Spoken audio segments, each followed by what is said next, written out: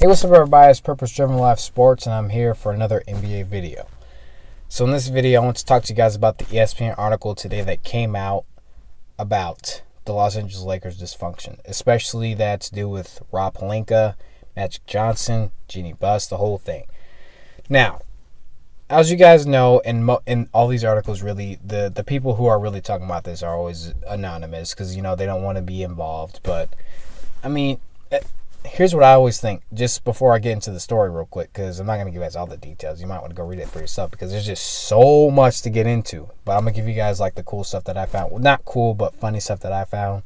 Interesting things. It's like, what's always weird to me about this anonymous thing is, like, honestly, if you're in the building, if you're in that organization, you know that you can pretty much tell who are the people who said these things.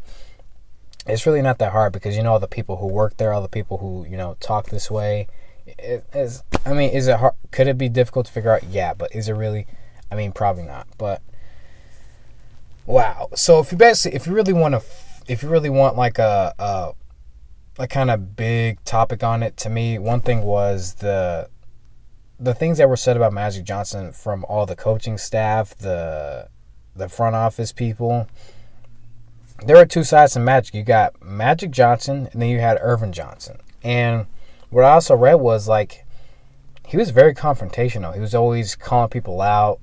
Many times he wasn't there, which I think we've talked about, which you've heard. Him just, a lot of times he has different business ventures, so he can't be there all the time. Just him being very confrontational, him trying to be a fearmonger, that to me was kind of funny. A fearmonger, I have not heard that a lot. Him just intimidating people having panic attacks because of they don't know what's going to happen at work. That's just, it's crazy. And then for Rob Pelinka, boy, him being a storyteller, him being exaggerating.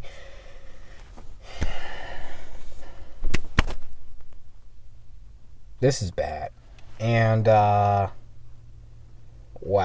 All the things that were said, you know, Magic and Pelinka they're going to meetings and then not really involving all the other staff, as in the front office people, the front office executives.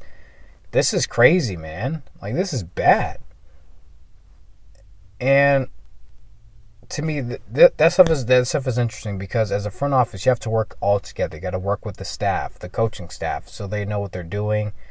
And what the hell what did you guys leave LeBron with? What did you get LeBron into? This is completely crazy.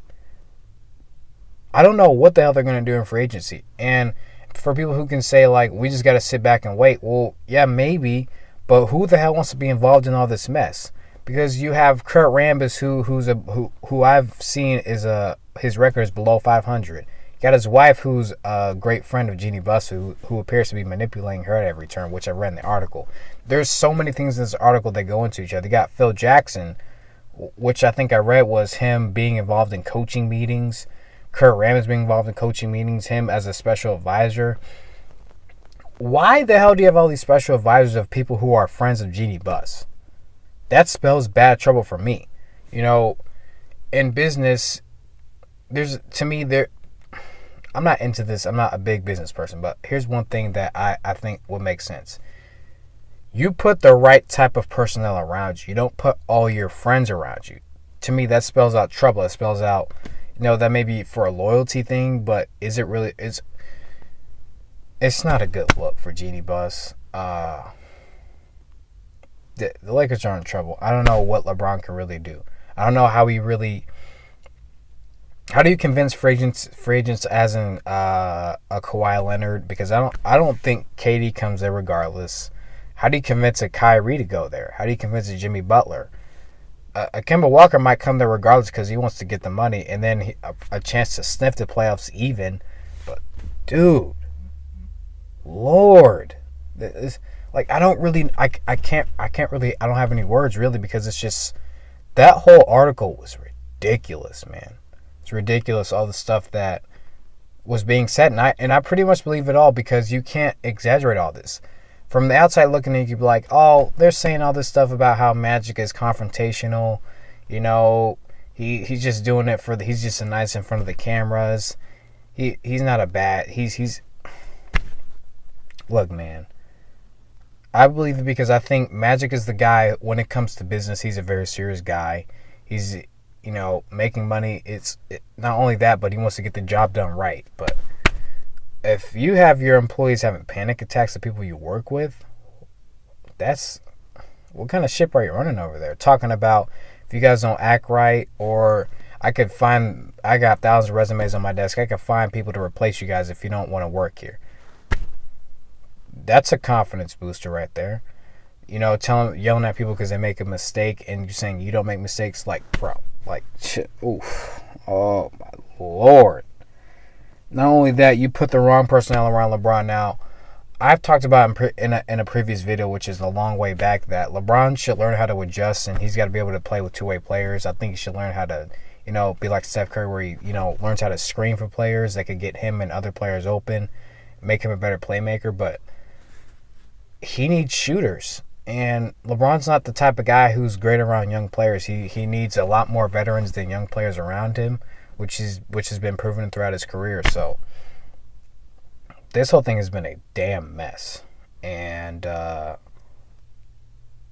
this point, LeBron's just probably there just because of Hollywood and the money he can make. There's really no other reason why he can really be there. So this is kind of sad.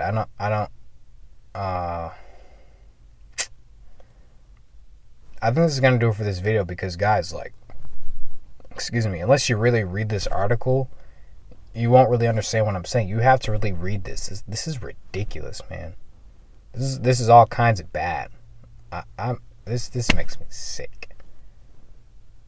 Because LeBron, to me, he deserves to be on a winning team. You got to build a team around him. That's who he is, and then you just. Not only do you screw this up with the way you guys are building this organization, but you leave them high and dry, Magic. It just before I leave, here's my one thing about Magic, because I believe the stuff that was in the article, because him being serious, him chewing out front office executives, him being intimidating, a fearmonger. That fearmonger is a bit strong. That's a bit strong, people. That's a bit strong. It's a bit strong. That's a bit much, but you leave LeBron high and dry. You go on First Take. I'm pretty sure a lot of you guys have seen that. Him going on First Take, talking about Rob Pelinka, calling him out, calling him a backstabber. Listen, now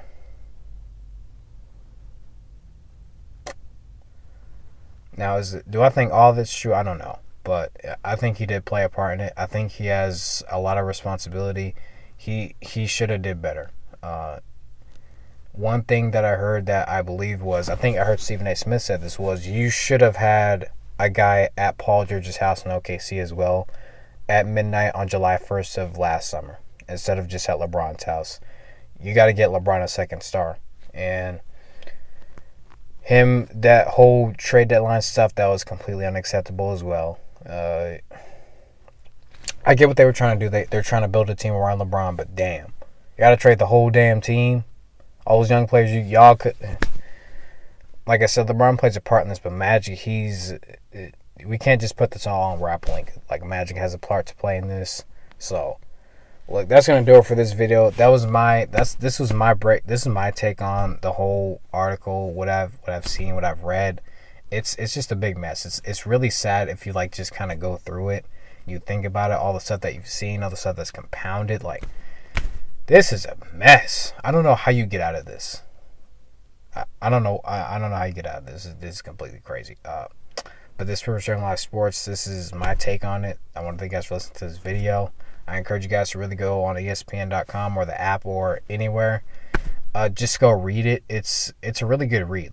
I found it kind of entertaining. Then I found it kind of weird. Just all the stuff that people were saying about Magic and Rob Pelinka. Jeannie Buss. God, okay. Thank you guys for listening. That's gonna do it for this video. I'll see you guys in my next video.